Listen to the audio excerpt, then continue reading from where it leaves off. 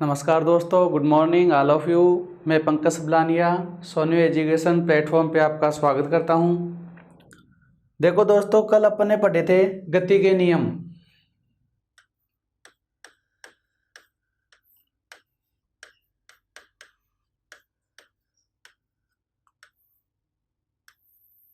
गति के नियम में मैंने आपको बताया था कि जो गति के नियम होते हैं उनसे संबंधित न्यूटन ने अपनी एक पुस्तक, क्या नाम था उस पुस्तक का? द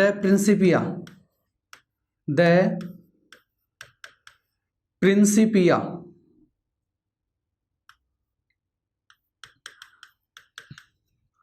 इस पुस्तक में उन्होंने क्या बताया, इस गति से संबंधित 3 महत्वपूर्ण नियम दिए और उनको क्या कहा जाता है? गति के समीकरण कहा जाता है। जैसे पहला आपके पास है v बराबर u प्लस at। गति का पहला समीकरण आपके पास आता है v बराबर u प्लस at। अब देखो दोस्तों, यहां पे जो पहला गति का समीकरण आता है वो आता है त्वरण पर आधारित। प्रश्न आपके पास आ जाता है कि त्वरण की परिभाषा से संबंधित गति का प्रथम समीकरण कौन सा है? तो आप कह दोगे v बराबर u प्लस at। अब देखो, इसको सिद्ध करते हैं। अपन जानते हैं त्वरण की परिभाषा से। देखो दोस्तों, क्या होता है त्वरण की परिभाषा? त्वरण बराबर वेग में परिवर्तन। वेग में परिवर्तन कब होगा? जब आपके पास अंतिम वेग अलग होगा और प्रारंभिक वेग अलग होगा। दोनों का जो अंतर होगा वो क्या कहलाएगा? वेग में परिवर्तन कहलाएगा। और बटे में आ जाएगा इसके समय, तो परिभाषा बन जाएगी वेग में परिवर्तन की दर क्या कहलाती है? त्वरण कहलाती है। यदि अपन इसे वज्र गुणन कर लेंगे तो आपके पास आ जाएगा v माइनस यू बराबर 80। और यदि अपन इसका पक्षांतरण करेंगे तो आपके पास बन जाएगा v बराबर u प्लस 80। और इसको अपन क्या कहेंगे? गति का प्रथम समीकरण 1 को अपन क्या बोलेंगे? गति का प्रथम समीकरण।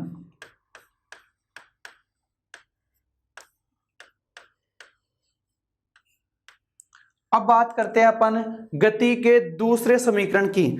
अब देखो दोस्तों, गति का दूसरा समीकरण आपके पास क्या आता है?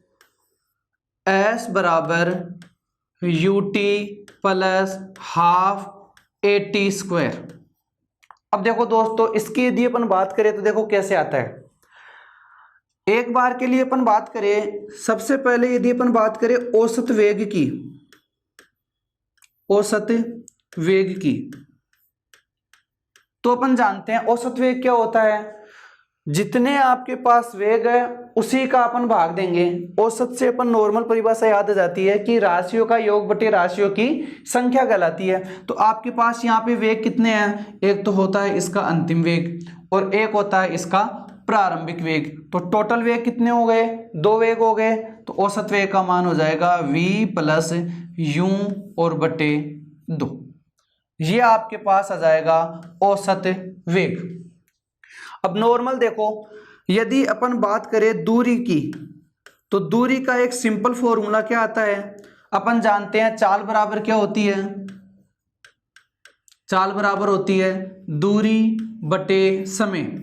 चाल बराबर क्या होता है? दूरी बटे समय।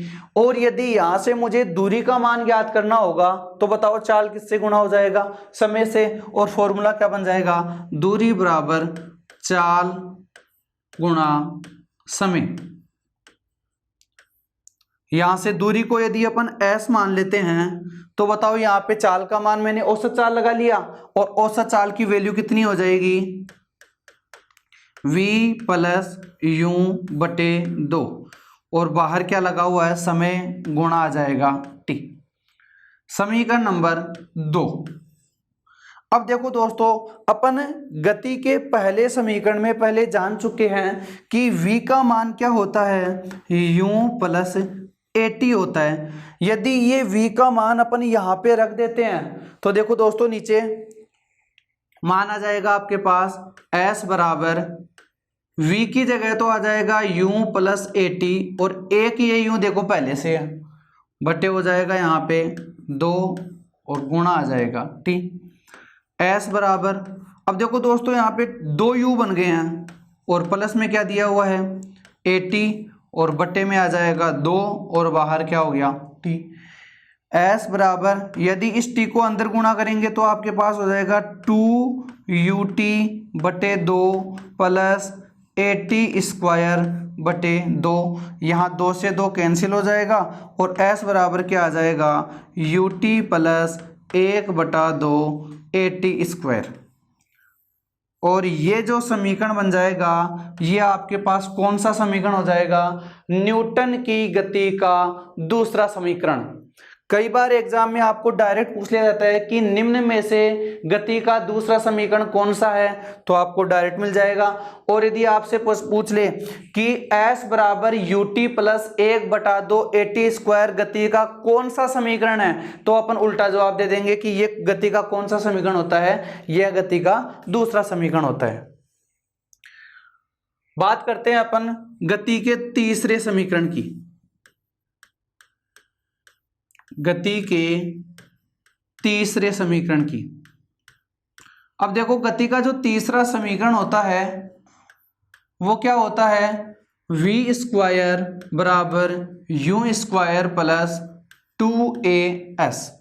अब देखो ये आया कहां से, अपन समीकरण 1 से जानते हैं, समीकरण 1 से क्या जानते हैं कि जो v का मान होता है वो u प्लस AT होता है। ये आपके पास कौन सा समीकरण था, पहला समीकरण था।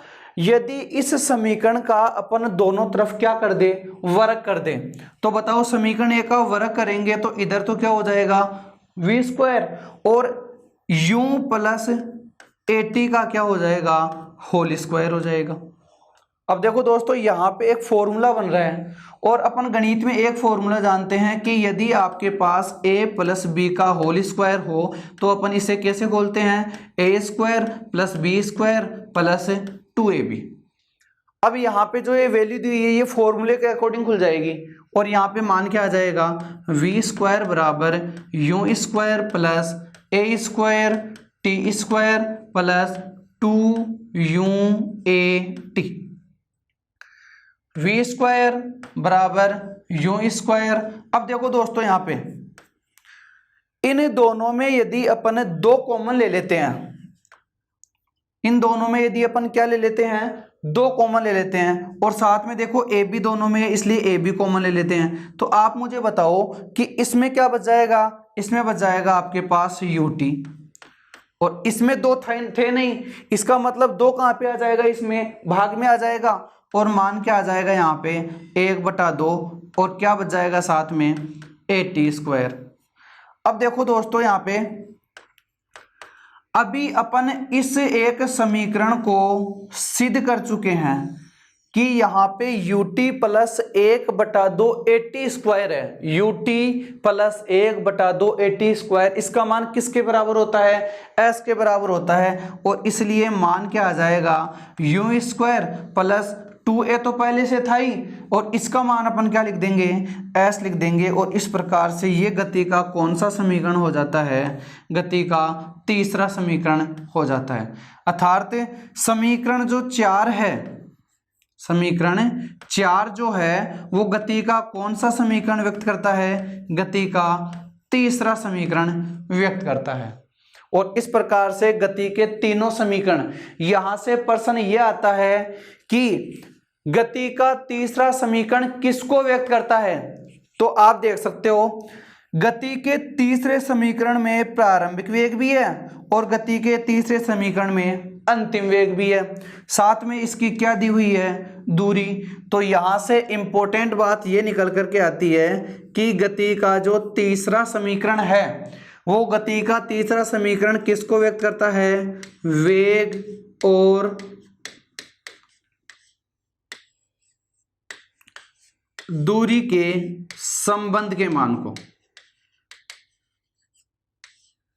अर्थात गति का पहला समीकरण था वो तो त्वरण की परिभाषा को व्यक्त कर रहा था, और गति का जो तीसरा समीकरण है वो वेग और दूरी के संबंध के मान को क्या करता है, व्यक्त करता है।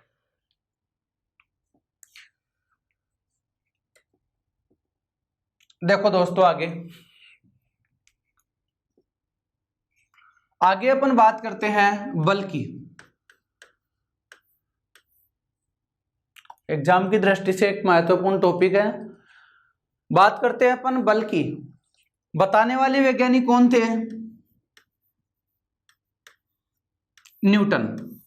बल के बारे में बताने वाले वैज्ञानिक कौन थे? न्यूटन थे। इन्होंने क्या बताया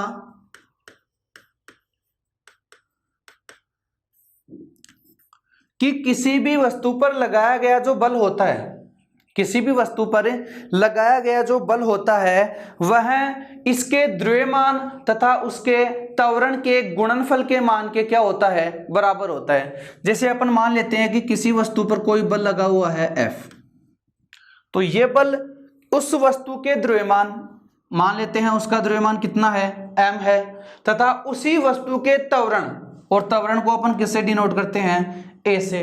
तो परिभाषा क्या बन जाएगी कि किसी वस्तु पर लगाया गया बल उस वस्तु के द्रव्यमान तथा उस वस्तु के त्वरण के गुणनफल के मान के क्या होता है, बराबर होता है।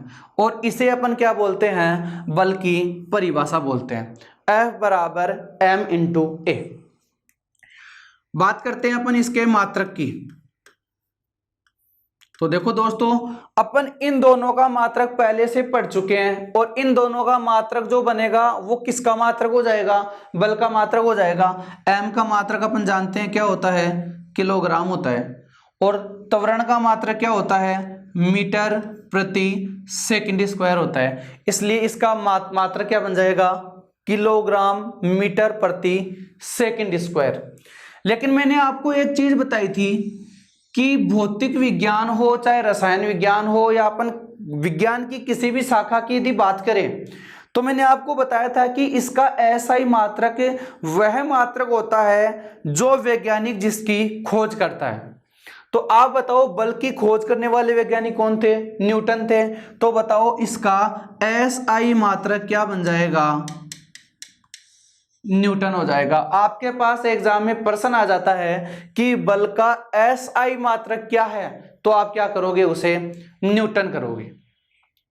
अब देखो दोस्तों, मैंने आपको पद्धतियां अलग अलग बताई थी। एक बताई थी आपको MKS पद्धति जिसका मात्रक किलोग्राम मीटर प्रति सेकंड स्क्वायर है। एक बताई थी आपको SI पद्धति और जिसका मात्रक न्यूटन हो गया। एक अलग से मात्रक और आता है जिसका नाम क्या है, CGS पद्धति में। तो दोस्तों यहाँ पे ध्यान रखने वाली बात यह है कि CGS पद्धति का जो मात्रक है वो क्या कहलाता है, डाइन कहलाता है। और लगभग बार एग्जाम में प्रश्न पूछा भी गया है कि बल का CGS पद्धति में मात्रक क्या होता है। तो देखो दोस्तों, बल का CGS पद्धति में मात्रक क्या हो जाएगा, डाइन हो जाएगा। अब देखो यहाँ पे न्यूटन और डाइन में एक संबंध होता है। जैसे मैं बात करूं 1 न्यूटन की, तो 1 न्यूटन बराबर 10 की घात 5 डाइन होते हैं। 1 न्यूटन में 10 की घात 5 डाइन होते हैं। अब देखो दोस्तों, यहां से यदि मैं CGS पद्धति में मात्रक निकालता हूं तो मेरे पास क्या आता है, CGS पद्धति में C का मतलब होता है सेंटीमीटर, G का मतलब होता है ग्राम। तो देखो दोस्तों, यहां से किलोग्राम को यदि मैं ग्राम में बदलूंगा तो बताओ मेरे पास 10 की घात 3 बनेगा कि नहीं बनेगा। भाई 1 किलोग्राम में कितने ग्राम होते हैं, अपन बोल देंगे 1000 ग्राम होते हैं, और 1000 ग्राम को अपन क्या लिखेंगे, 10 की घात 3 ग्राम गुणा, यहां पे दिया हुआ है 1 मीटर, लेकिन CGS पद्धति में आपको क्या लिखना है, सेंटीमीटर में मान लिखना है। तो बताओ यहाँ पे 1 मीटर में कितने सेंटीमीटर होते हैं, 2 हो जाते हैं, और सेकंड तो यहाँ पे भी है और सेकंड यहाँ पे भी है। तो बताओ ये 10 की घात कितनी हो गई, 10 की घात कितनी हो गई, 5 हो गई, और ये बन जाएगा ग्राम सेंटीमीटर बटे सेकंड स्क्वायर। अब मैं आपको बता रहा हूं कि सीजीएस पद्धति में ये इसका मात्रक क्या कहलाएगा, डाइन कहलाता है। तो अपन इस वाले पार्ट को जो सीजीएस पद्धति में मात्रक है उसको अपन क्या बोल देंगे, डाइन बोल देंगे, और मान क्या आ जाएगा 10⁵ डाइन। तो देखो दोस्तों यहाँ पे ध्यान में रखने वाली बात यह है कि बल जो है उसका व्यंजक तो क्या होता है, F बराबर ma। यह एक सदिश राशि होती है। बल एक कैसी राशि होती है, सदिश राशि, अर्थात बल की एक निश्चित दिशा होती है। निश्चित दिशा से मतलब यह है कि जैसे अपन बल यदि आगे की ओर लगाएंगे तो दिशा क्या हो जाएगी, आगे की ओर, और यदि अपन किसी वस्तु को पकड़ के यदि पीछे की ओर खींचते हैं तो उसकी दिशा क्या हो जाएगी, पहले से विपरीत हो जाएगी। और इसलिए यह बल कैसी राशि कहलाती है, सदिश राशि कहलाती है। मात्रक की बात करें तो इसका मात्रक ऐसा ही मात्रक न्यूटन होता है, तथा सीजीएस पद्धति में इसका मात्रक क्या हो जाएगा, डाइन हो जाएगा, और दोनों का संबंध क्या हो जाएगा, 1 न्यूटन बराबर 10⁵ डाइन। देखो दोस्तों आगे,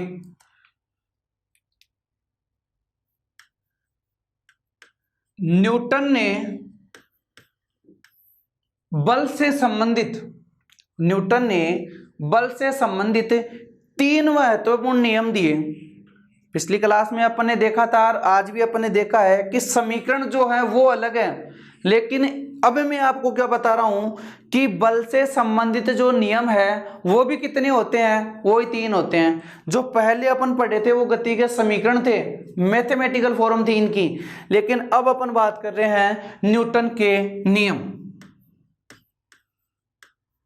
तो देखो दोस्तों यहाँ पे न्यूटन के कितने नियम हैं, 3 नियम हैं।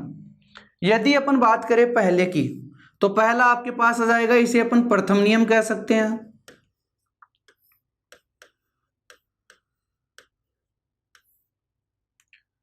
इसे अरस्तु का नियम भी कह सकते हैं।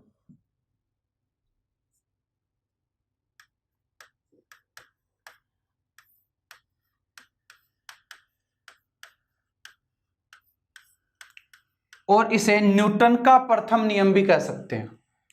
अब देखो दोस्तों होता क्या है, न्यूटन ने अपने पहले नियम में क्या बताया कि जब कोई वस्तु यदि स्थिर अवस्था में है तो वह स्थिर ही रहती है, तथा यदि कोई वस्तु गतिशील अवस्था में है तो वह गतिशील अवस्था में ही बनी रहती है जब तक कि उस पर कोई बाह्य बल कार्य न करे। मैं बात करता हूं इस बोर्ड की। ये बोर्ड तब तक यहाँ पे स्थिर है जब तक अपन इसमें कोई हलचल पैदा नहीं करते हैं। इसका मतलब क्या हुआ कि जब तक अपन बाह्य बल आरोपित नहीं करते हैं ये स्थिर बना हुआ है। बात करते हैं कोई वाहन है लगातार चल रहा है, और यदि अपन उस पर कोई बाह्य बल आरोपित नहीं करेंगे, उसके ब्रेक वगैरह यदि नहीं लगाएंगे तो वो लगातार क्या रहेगी, चलती रहेगी। तो गति बल का पहला नियम क्या हो जाएगा, न्यूटन का पहला नियम क्या हो जाएगा कि यदि कोई वस्तु स्थिर अवस्था में है तो वह स्थिर ही रहती है, तथा गतिशील अवस्था में है तो वह गतिशील ही बनी रहती है। कब तक, जब तक कि उस पर कोई बाह्य बल कार्य न करे। यह कौन सा नियम कहलाता है, न्यूटन का पहला नियम कहलाता है। अब देखो इसके उदाहरण, एग्जाम्पल देखो। पहला एग्जाम्पल आपने अधिकतर बार नोटिस किया होगा कि कोई बस चल रही है और अपन उसमें बैठे हुए हैं। यदि चलती हुई बस के अचानक ब्रेक लगा दिए जाए तो अपन आगे की ओर झुक जाते हैं। क्यों झुक जाते हैं, क्योंकि बस पहले क्या थी, गतिशील अवस्था में थी, और उसमें बैठे हुए हम थे और हम भी क्या थे, गतिशील अवस्था में थी। लेकिन जैसे ही उस बस के ब्रेक लगा दिए जाते हैं वो बस तो क्या हो जाती है, रुक जाती है, लेकिन अपन अभी भी क्या है, गतिशील अवस्था में है, और इस कारण से यह अपनी गति का क्या करता है, विरोध करता है। इसलिए पहला उदाहरण क्या हो गया कि किसी चलती हुई बस में यदि ड्राइवर के द्वारा ब्रेक लगा दिए जाते हैं तो उसमें बैठी सवारी आगे की ओर झुक जाती है। कौन से नियम पर आधारित उदाहरण है, न्यूटन का पहला नियम। दूसरा, दूसरे नियम की यदि बात करें कि कोई बस है लेकिन रुकी हुई बस है, स्थिर बस है और कोई सवारी उसमें बैठी हुई है, यदि अचानक ड्राइवर के द्वारा उस बस को चला दिया जाए तो उस बस में बैठी सवारी पीछे की ओर झुक जाती है। क्यों झुकती है? क्योंकि जब बस स्थिर अवस्था में थी तब बस भी स्थिर थी और उसमें बैठा हुआ सवारी भी क्या था? स्थिर अवस्था में था। लेकिन जैसे ही ड्राइवर के द्वारा उस बस को चला दिया जाता है तो बस तो क्या हो जाती है? आगे की ओर, और व्यक्ति जो उसमें बैठा सवारी है वो क्या हो जाता है? अपनी स्थिति को वापस पहले के स्थान पर ही रहता है और इस कारण से यह इसका क्या करता है? विरोध करता है। तो दूसरा उदाहरण क्या हो जाएगा कि किसी स्थिर अवस्था में बैठी हुई सवारी यदि ड्राइवर के द्वारा बस को अचानक चला दिया जाए तो वह बैठी सवारी पीछे की ओर झुक जाती है। यह भी किसका उदाहरण है? न्यूटन के प्रथम नियम का। बात करते हैं तीसरे की। आपके पास कोई कंबल है और उसको किसी डंडे से लेकर के अपन पीटते हैं तो अपन क्या देखते हैं कि उसके धूल के कण झड़ करके नीचे आ जाते हैं। क्यों आ जाते हैं? क्योंकि अपन उस पर बाह्य बल आरोपित कर रहे हैं। जब तक अपन उस पर बाह्य बल आरोपित नहीं करते हैं वो धूल मिट्टी के जो कण हैं वो उसके चिपके रहते हैं। लेकिन जैसे ही अपन उस पर बाह्य बल आरोपित करते हैं वो क्या होते हैं कि सारे के सारे धूल के कण नीचे आ जाते हैं। कब? जब उस पर अपन क्या कर रहे हैं? बाह्य बल कार्य कर रहे हैं। अब देखो दोस्तों, इसमें एक प्रश्न आता है। जैसे अपन बात करें, जैसे एग्जाम से संबंधित अपन एक प्रश्न की बात करें कि यदि एक बिना छत की जीप है, मतलब ऊपर से एक खुली जीप है, से किसी व्यक्ति के द्वारा एक गेंद को ऊर्ध्वाधर दिशा में अर्थात ऊपर की ओर फेंका जाता है, यदि वह जीप नियत वेग से चल रही है। नियत वेग का मतलब यह है कि जिस गति से पहले चल रही थी उसी गति में अब चल रही है, तो वह गेंद कहां गिरेगी? बताओ दोस्तों।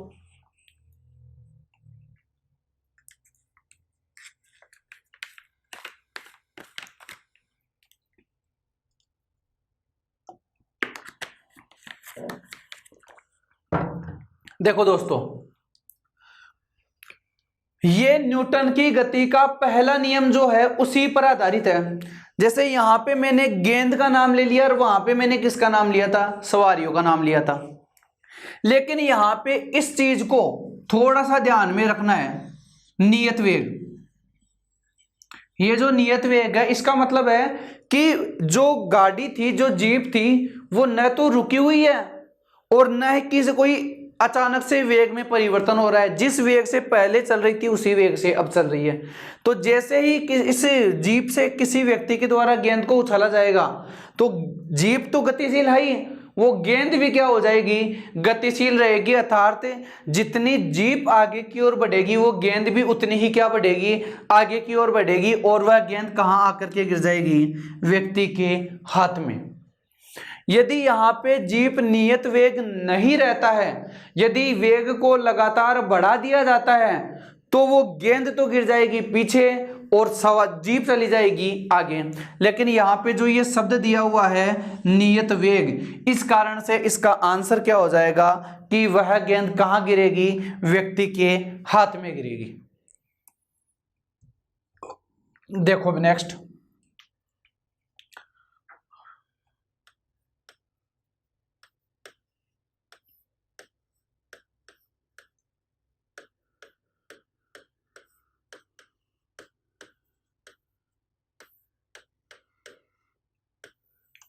न्यूटन का दूसरा नियम, इसे संवेग संरक्षण का नियम भी कहते हैं। संवेग संरक्षण का नियम भी कहते हैं। तो सबसे पहले अपन बात करते हैं संवेग की कि संवेग क्या होता है।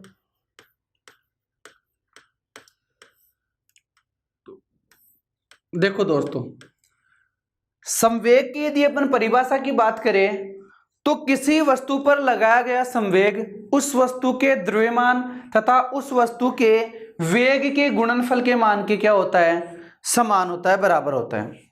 जैसे मान लेते हैं कि संवेग को अपन P से लिखते हैं, तो किसी वस्तु पर लगाया गया संवेग या किसी वस्तु का संवेग उस वस्तु के द्रव्यमान तथा उस वस्तु के वेग के गुणनफल के मान के बराबर होता है। इसे अपन क्या बोल देंगे, संवेग बोल देंगे।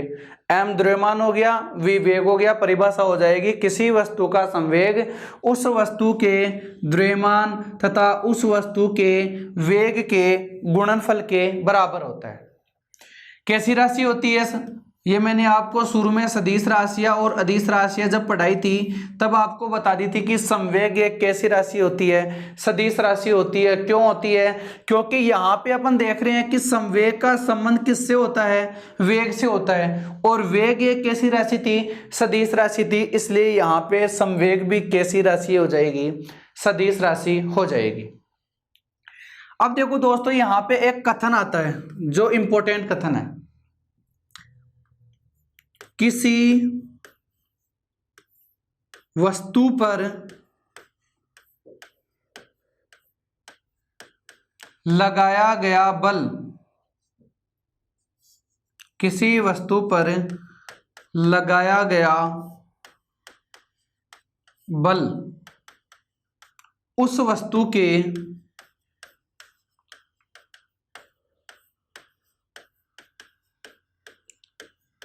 संवेग में परिवर्तन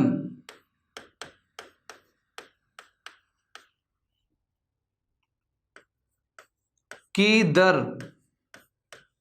के समानुपाती होता है।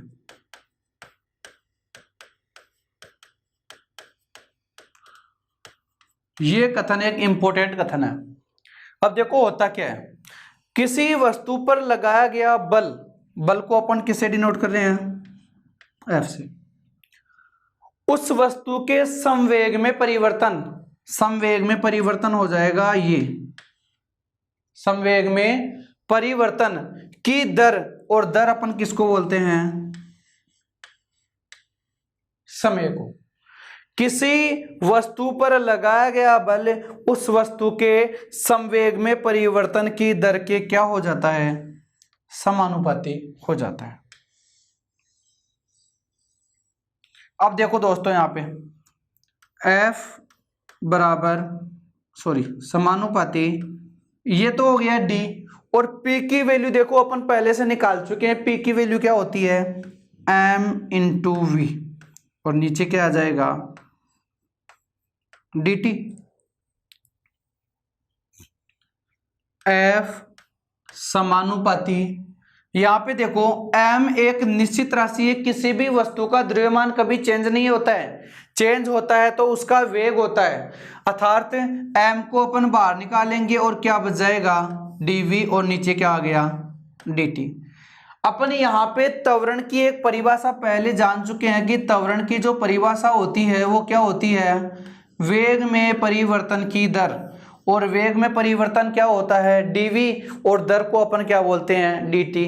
अर्थात यहाँ पे जो ये dv अपॉन dt है, ये वैल्यू किसकी हो जाएगी, त्वरण की, और f समानुपाती ma। यदि यहाँ पे अपन f बराबर ma करें, क्योंकि यहाँ पे समानुपाती स्थिरांक का मान कितना होता है, 1 होता है, और यहाँ पे एक वैल्यू निकल करके आ जाती है जिसे अपन क्या बोलते हैं, न्यूटन का नियम। तो देखो दोस्तों, यहाँ पे ध्यान में रखने वाली बात यह है कि जो न्यूटन का पहला नियम था वो तो इसकी परिभाषा को डिनोट करता है, न्यूटन का पहला जो नियम था वो तो इसकी परिभाषा को व्यक्त करता है, लेकिन जो न्यूटन का दूसरा नियम है, लेकिन जो न्यूटन का दूसरा नियम है वो क्या डिनोट करता है, बल का व्यंजक।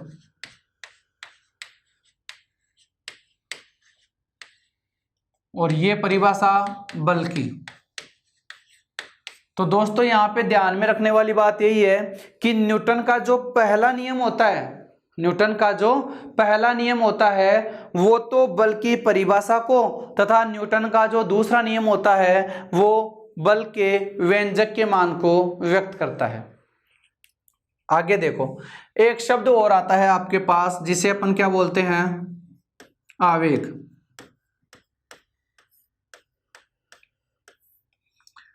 आवेग का मतलब होता है, जैसे अपन बात कर रहे हैं इसकी परिभाषा की, कि किसी वस्तु का जो आवेग होता है वह उस वस्तु पर लगाए गए बल तथा समय अंतराल, जैसे अपन बात करें आवेग को अपन या तो लिखते हैं आई से और या लिखते हैं जैसे, तो परिभाषा क्या हो जाएगी कि किसी वस्तु पर लगाया गया आवेग उस वस्तु के लगाए गए बल तथा समय अंतराल, समय अंतराल का मतलब है कि एक बार समय t2 समय था और एक बार समय t1 था, इन दोनों का अंतर जो होता है वो ही क्या कहलाता है, इनका समय अंतराल कहलाता है। इसे अपन कह सकते हैं I बराबर F इंटू डेल्टा टी। अब देखो यहाँ पे आवेग एक कैसी राशि हो गई, इस बल की वजह से आवेग भी एक कैसी राशि हो जाती है, सदिश राशि हो जाती है। क्यों? क्योंकि इस आवेग का संबंध किससे है, बल से है, और बल से संबंध होने के कारण बल कैसी राशि है, सदिश राशि, और आवेग भी कैसी राशि हो जाएगी, सदिश राशि। बात करते हैं इसके मात्रक की। तो देखो बल का मात्रक अपन सब जानते हैं क्या होता है, न्यूटन होता है, और समय का मात्रक अपन सब जानते हैं क्या होता है, सेकंड होता है। इसलिए आवेग का मात्रक क्या हो जाएगा, न्यूटन इंटू सेकंड, ये हो जाएगा आवेग का मात्रक। अब देखो यहाँ पे इंपॉर्टेंट एक तो बल का मात्रक है जिसका होता है न्यूटन, यहाँ पे आ गया आपके पास आवेग, इसका मात्रक क्या हो गया, न्यूटन इंटू सेकंड। एक जो मैंने आपको पहले बता दिया संवेग, संवेग का मात्रक हो जाएगा किलोग्राम मीटर प्रति सेकंड। क्यों? क्योंकि उसमें अपन जानते हैं P बराबर क्या होता है, m इंटू वी। एम का हो जाएगा किलोग्राम और V का हो जाएगा मीटर इंटू मीटर प्रति सेकंड। अब देखो इससे संबंधित दोस्तों एक प्रश्न आता है, जैसे यदि मैं आपसे कहूं कि क्रिकेट का कोई खिलाड़ी है, क्रिकेट का कोई खिलाड़ी है, वो यदि किसी गेंद को कैच करता है तो कैच करने के साथ ही वह अपने हाथों को पीछे की ओर खींच लेता है। क्रिकेटर, कोई क्रिकेटर है, वो यदि किसी गेंद को कैच करता है या लपकता है तो वह अपने हाथों को क्या करता है, पीछे की ओर धकेल लेता है। किसके कारण से? तो देखो दोस्तों यहाँ पे इसका आंसर क्या हो जाएगा, आवेग हो जाएगा। क्यों हो जाएगा? क्योंकि जब वह क्रिकेटर उस गेंद को कैच कर रहा है तो उसका समय कुछ और था, लेकिन जैसे ही वो उसको पकड़ के पीछे की ओर अपने हाथ लेकर के आता है तो समय क्या हो जाता है, चेंज हो जाता है। अर्थात यहाँ पे जो ये समय का जो अंतराल है, ये समय का अंतराल क्या हो जाता है, चेंज हो जाता है, और इस समय के अंतराल के कारण उसका आंसर भी क्या हो जाएगा, आवेग हो जाएगा। तो देखो इसके आंसर, जैसे प्रश्न आपके पास आ गया कि कोई क्रिकेटर किसी गेंद को लपकता है तो अपने हाथ पीछे की ओर क्यों खींच लेता है। तो देखो दोस्तों यहाँ पे जो इसका आंसर होगा वो ऑप्शन पे डिपेंड करेगा। यदि आपके पास ऑप्शन इस प्रकार से दिए हुए हो, आवेग के कारण,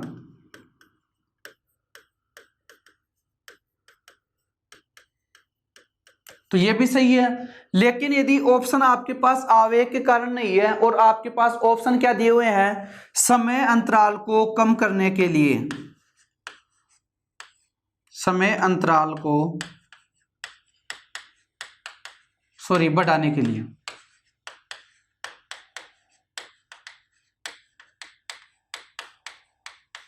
तो ये भी आपका आंसर क्या हो जाएगा, सही हो जाएगा। क्योंकि जैसे वह वो गेंद उसके हाथों में आती है उसका समय कुछ अलग रहेगा, और वह अपने हाथों को पीछे की ओर लेकर के जाता है तो समय भी क्या हो जाएगा, उसका थोड़ा चेंज हो जाएगा, और इस प्रकार से इसका आंसर भी क्या हो जाएगा, ये दोनों ही आंसर उसके हो जाएंगे। ये इसके ऑप्शन पे डिपेंड करेंगे कि आपको आंसर कौन सा करना है। नेक्स्ट आपके पास आता है बल आघूर्ण।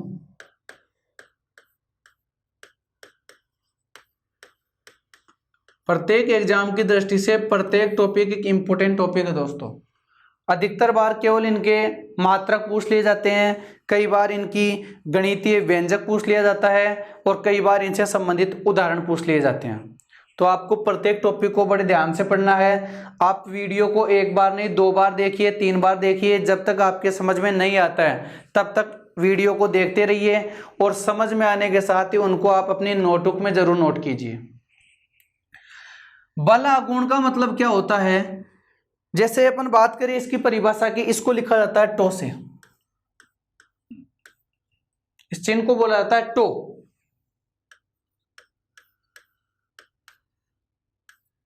देखो, यदि मैं इसकी परिभाषा की बात करूं कि किसी वस्तु का बल आघूर्ण उस वस्तु पर लगने वाले बल तथा उसकी लंबवत दूरी, जैसे मैं बात करूं कि इस पर लगने वाला बल क्या है, F है, और इसकी लंबवत दूरी मान लेते हैं dl है।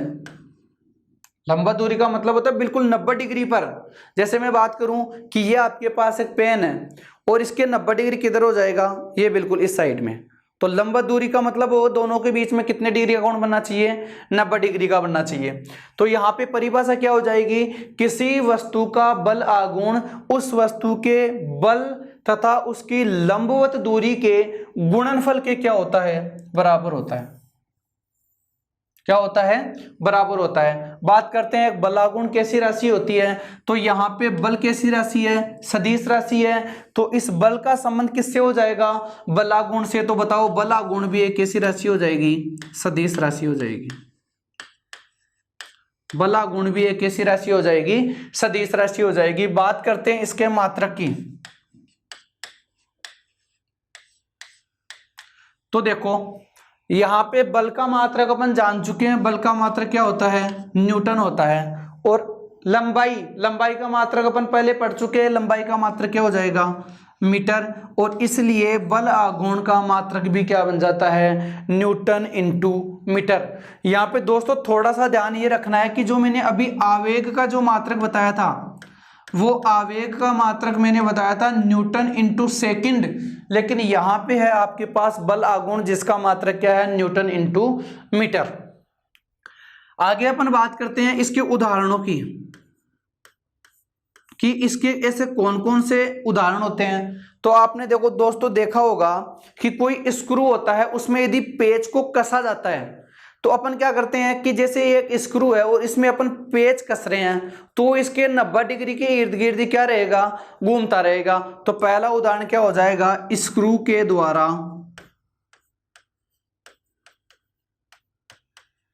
पेच को कसना।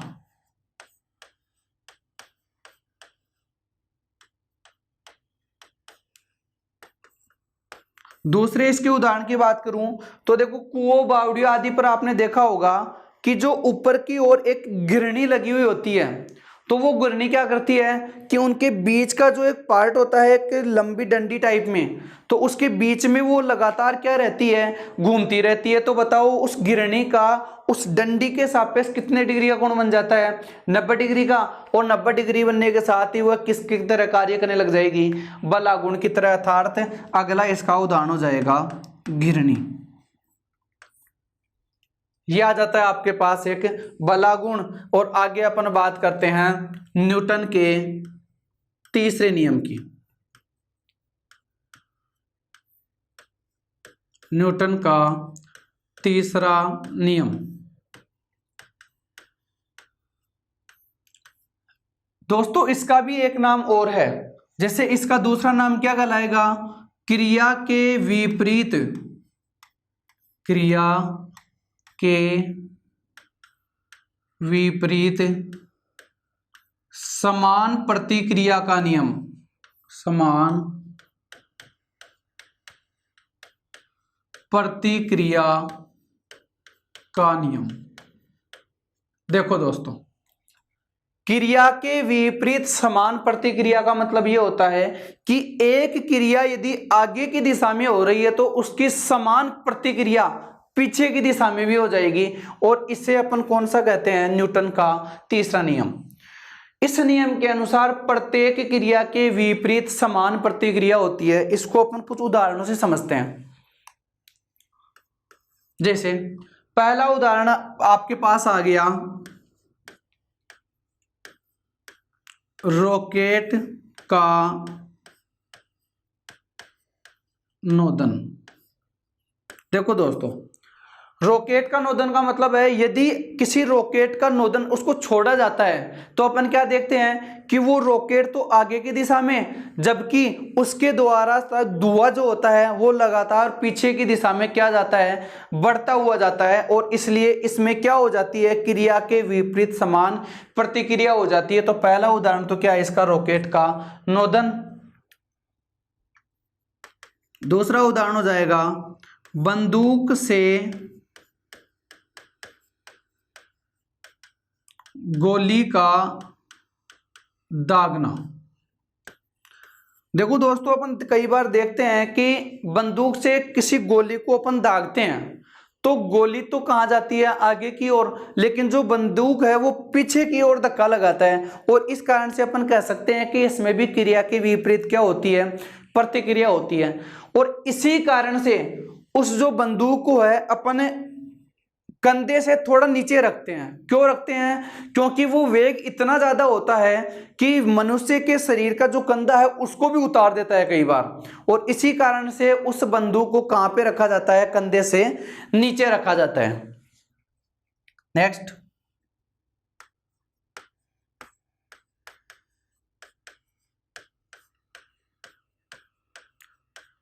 मनुष्य का तैरना।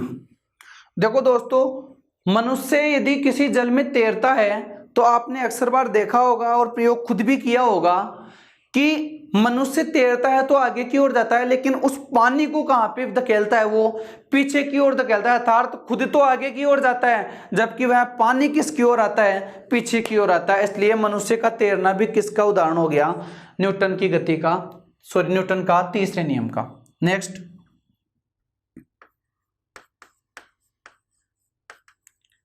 किसी नाव का किनारे से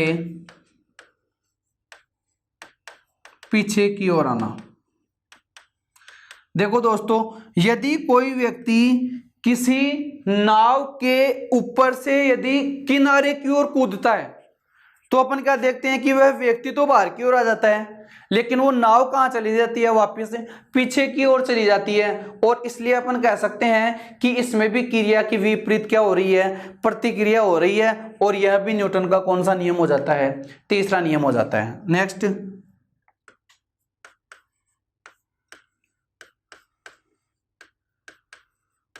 नाव का चलना।